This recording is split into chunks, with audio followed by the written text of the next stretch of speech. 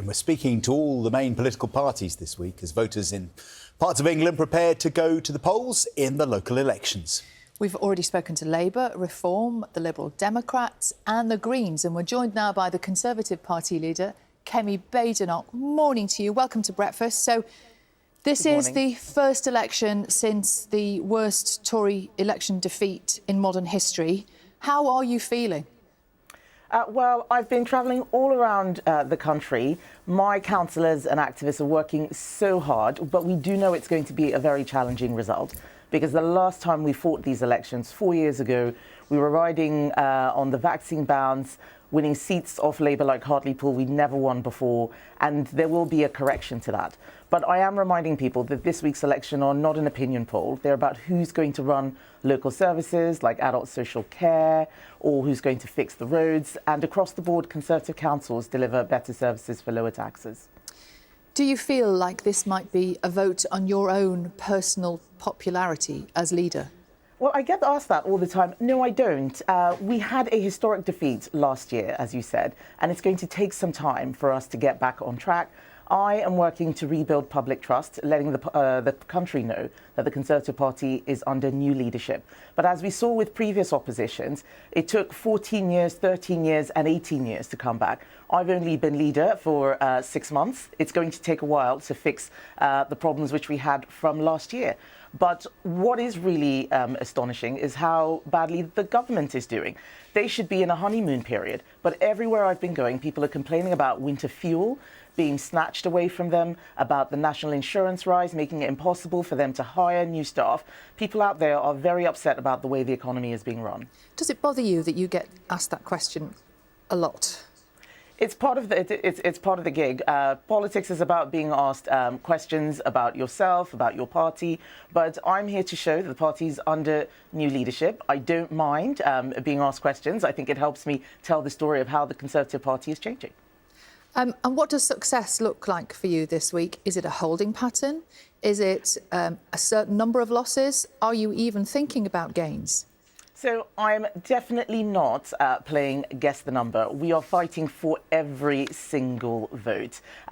Those Conservative councillors out there are absolute troopers. I was in Lincolnshire yesterday and just hearing about how Lincolnshire is one of the very best at delivering adult social care.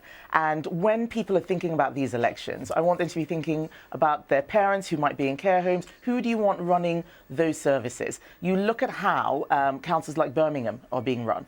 Rubbish piled in the streets, rats running around everywhere.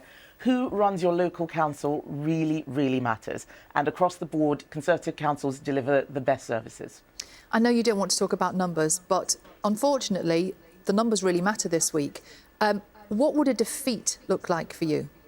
So the numbers do matter, but it's what the electorate says that's important. Right now, quite a lot of people are voting for protest parties. They've just voted Conservatives out. They're very unhappy with Labour. So there is a bit of a sentiment of a plague on all your houses.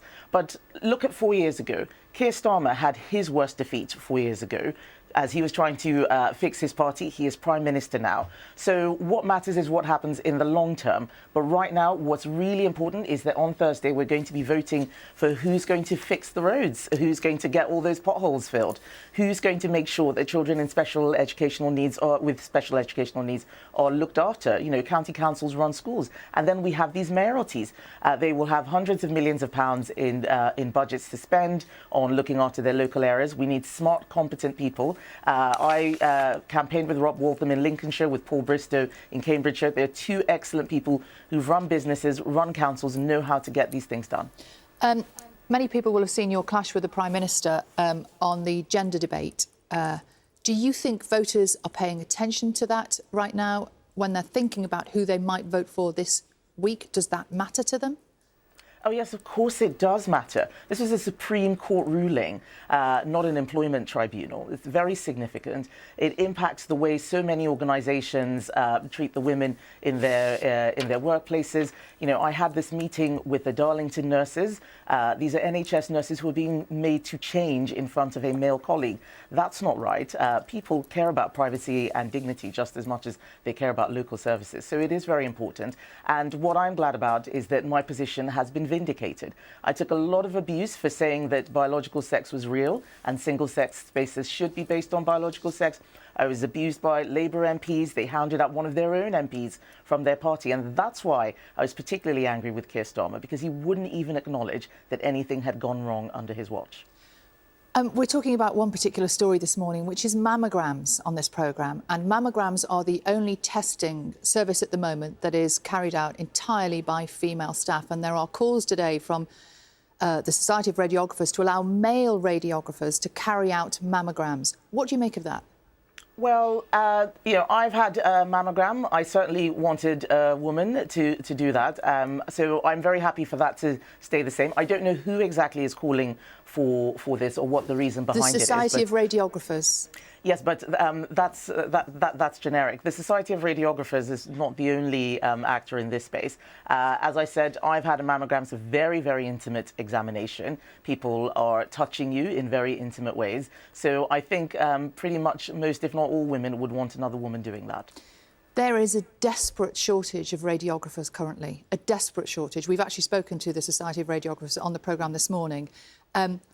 In order to speed up testing and to keep those tests up to date, do you not accept that in some cases, if a woman is happy for that test to be carried out by a man, that should just go ahead?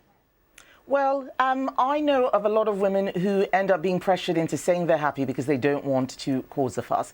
If there's a shortage of radiographers, let's get more radiographers. I don't see why, when we have these issues, women are always forced to compromise on their privacy and dignity. I don't think that that's right. But as I said, I don't have the full story of exactly what the argument is being made by the Society of Radiographers. It's just the conversation you and I are having. But from my personal experience, I think it is right that women carry out mammograms. The breast screening service in this country saves many, many, many lives. And we have had many emails in from our viewers watching this programme this morning who have said they would be perfectly happy for a man to carry out that screening service if it was a way of getting their mammogram done. My grandmother died of breast cancer. This is something that is really important to me. I do think we should have as much screening as possible. I do think we should have as many radiographers as possible. But having had one myself, I know how intimate the exam is. I'm saying what I would personally prefer. If there are arguments that can be made to show that women's privacy and dignity can be protected, let's hear them. But you asked for my personal opinion, and I've given it to you. I want to ask your own opinion now about another thing, a consultation on the sugar tax being extended to sugary lattes and pre-packaged milk drinks suggested by the government. What do you think about that? Should that go ahead? Well, I wasn't a fan of it when this law was brought in. It actually first came in under Conservatives. I thought it was a bit too much nanny state. But we have a sugar tax already. My worry is that the government doesn't have any plans. Didn't have any strategy. And so they're just looking for what else they can tax.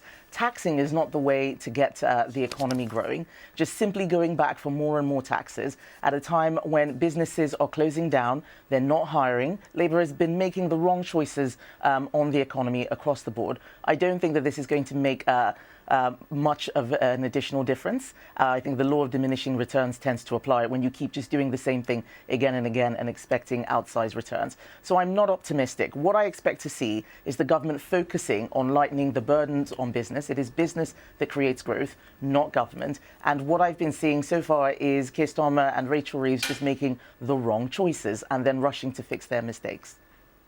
Kemi Badenoch, leader of the Conservative Party, thank you very much indeed. Thank you.